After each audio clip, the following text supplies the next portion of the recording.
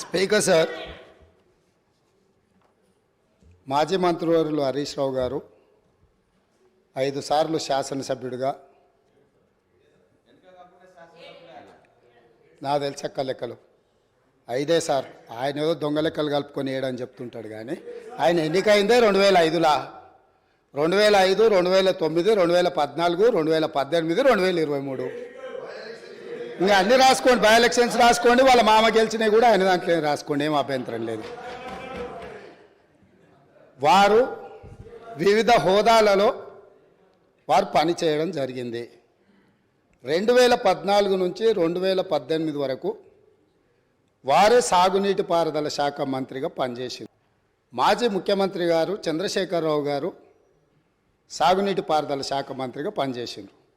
అంటే ఈ 9.5 సంవత్సరాలు వాళ్ళ కుటుంబము తప్ప ఇతరులు ఎవ్వరూ సాగునీటి పారుదల శాఖ మంత్రిగా పనిచేయలేదు. వారు ఆర్థిక మంత్రి తర్వాత ఈ రాష్ట్రం మీద ఉన్న అప్పులు కానీ, వివిధ కార్పొరేషన్ల పేరు మీద చేసిన అప్పులు కానీ సంపూర్ణంగా వారి దగ్గర సమాచారం ఉంటుంది. ఎందుకంటే ప్రతిరోజు రిజర్వ్ బ్యాంకు వాళ్ళ దగ్గర ఉన్న నిల్వలన్నీ మన అవసరం ఎంత అనే రిపోర్ట్ ఫైనాన్స్ సెక్రటరీ గారికి ఇస్తారు. ఫైనాన్స్ సెక్రటరీ గారికి ఇచ్చినట్టే అది ఫైనాన్స్ మినిస్టర్కి ఇచ్చినట్టే. ఇప్పుడు నేను వారు పదే ఎన్నికల సందర్భంలో కాళేశ్వరం ప్రాజెక్టు అంచనాలే 80,000 కోట్లు, 1,00,000 కోట్ల అవినీతి జరిగిందని ఎట్లా అంటారు? వీళ్ళు లీడర్లు కాదు, వీళ్ళు రీడర్లు, రాసిచ్చింది మాత్రమే చదువుతారని చెప్పి ప్రజల్ని మభ్యపెట్టడానికి శాయశక్తుల్లో వాళ్ళ కుటుంబం అంతా ప్రయత్నం చేసిండ్రు. సరే, మేమేం చెప్పినాం, వాళ్ళు ఏం చెప్పినారు, ప్రజలాలు అనేది పక్కన పెడితే వాస్తవాలు అనేటివి కొన్ని ఉంటాయి. ఆర్థిక శాఖ ఉన్నది. ఈరోజు ఆర్థిక శాఖకు మొన్నటి వరకు పనిచేసిన మంత్రి గారు పేజీ నెంబర్ 21 వారు చూసుకోవాలి తమరి ద్వారా, మిగతా సభ్యులు కూడా.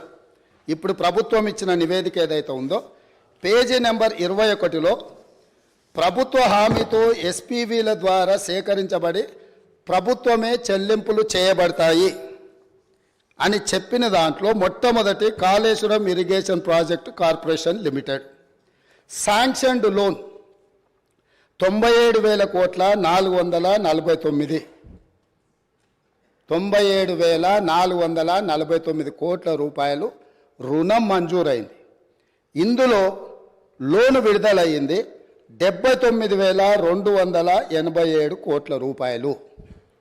నేనిప్పుడు తమరి ద్వారా ఆర్థిక మంత్రి గారిని సూటిగా ప్రశ్నించదలుచుకున్నా.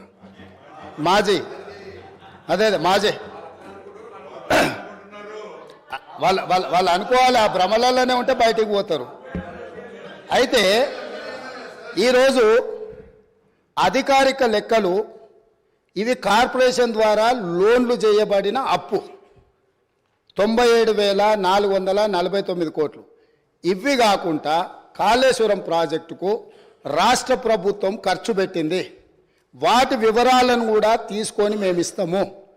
ఈరోజు వారు సభను మళ్ళీ మీ ముందు తప్పుదో పట్టిస్తున్నారు. కాబట్టి సభలో సంపూర్ణమైన సమాచారంతో, అనుభవంతో ఆ సభ్యులు మాట్లాడితే మాకు ఎలాంటి అభ్యంతరం లేదు. కానీ సభ ద్వారా తెలంగాణ రాష్ట్ర ప్రజలని తప్పుదోవ పట్టించి కాళేశ్వరం అద్భుతం అని చెప్పుకునే ప్రయత్నం ఏదైతే చేస్తుండ్రో, ఈ సభ ఇచ్చిన అవకాశాన్ని దుర్వినియోగం చేయడం అనేది ఇది దుర్మార్గమైన చర్య. కాళేశ్వరం ప్రాజెక్టు పూర్తి అంచనాలు నేను ఆర్థిక శాఖకు ఆదేశాలు ఇచ్చిన. రేపు మా సాగునీటి పారుదల శాఖ మంత్రి గారు మాట్లాడేటప్పుడు టోటల్గా వేసిన అంచనా ఎంత, అందులో కార్పొరేషన్ పేరు మీద మంజూరైన లోన్లు ఎంత, మంజూరైన లోన్ల నుంచి ఇప్పటి వరకు వినియోగించుకున్న నిధులన్నీ, అదేవిధంగా రాష్ట్ర ప్రభుత్వం తన బడ్జెట్ నుంచి ఖర్చు పెట్టిన నిధులన్నీ, వీటన్నిటిని వివరాలను మళ్ళీ అక్కడ చెప్తాం. కాబట్టి ఇప్పుడు నేనేం చెప్పదలుచుకున్నా అంటే, వారు మాట్లాడుతున్నది లోపభూయిష్టమైన అబద్ధము. కాళేశ్వరం ప్రాజెక్టు యొక్క అంచనాలు 80,000 కోట్లు కాదు, లోన్లే 97,449 కోట్ల రూపాయలు ఆల్రెడీ లోన్లు మంజూరు తెచ్చుకున్నారు. రాష్ట్ర ప్రభుత్వం ఖర్చు పెట్టింది. మొత్తానికి వీళ్ళు వేసి అంచనా లెక్కలేస్తే అది ఎక్కడికో వెళ్తుంది. అదొకటి అధ్యక్ష. రెండవది, ఇంతకుముందు మంత్రులు జూపల్లి కృష్ణారావు గారు మాట్లాడబోతుంటే పాపం వారిని దబాయించే ప్రయత్నం చేస్తున్నారు. నేను 2 విషయాలు ఇక్కడ చెప్పదలుచుకున్నా.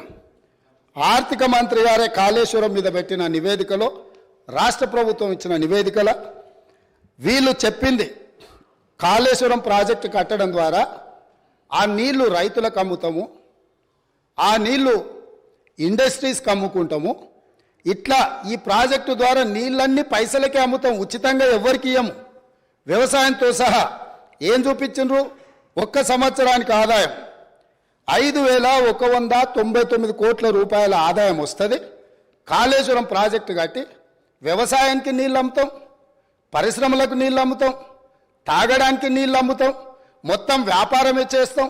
మా ప్రభుత్వం ఉన్నదే వ్యాపారం చేయడానికి. మా ప్రభుత్వం సేవ చేయదు, మా ప్రభుత్వం ప్రజలకు సహాయం చేయదు, వ్యాపారం చేస్తాము. ఆ వ్యాపారం ద్వారా 5,199 కోట్ల రూపాయల ఆదాయం వస్తుందని చూపించి వీళ్ళు ఈ అప్పులు చేసింది. ఈ సంతకాలు పెట్టింది ఎవరు? ఈరోజు అక్కడ కూర్చొని మాట్లాడుతున్న మాజీ ఆర్థిక మంత్రి గారు. ఇది మొదటి విషయం. రెండవది మిషన్ భగీరథ. మిషన్ భగీరథ మీద కూడా ఈరోజు మేము ఇంటింటికి నల్లాలు ఇచ్చినాం. అసలు మీరు పుట్టినప్పుడు ఇటు ఉన్నోళ్ళని అందరిని అడుగుతున్నా, వారిని కూడా అడుగుతున్నా. 2014 కంటే ముందు మన మంచినీళ్ళు తాగలేదా అధ్యక్ష? మన గ్రామాలలో నల్లాలు లేవా? మన గ్రామాలలో నీళ్ళ ట్యాంకులు లేవా?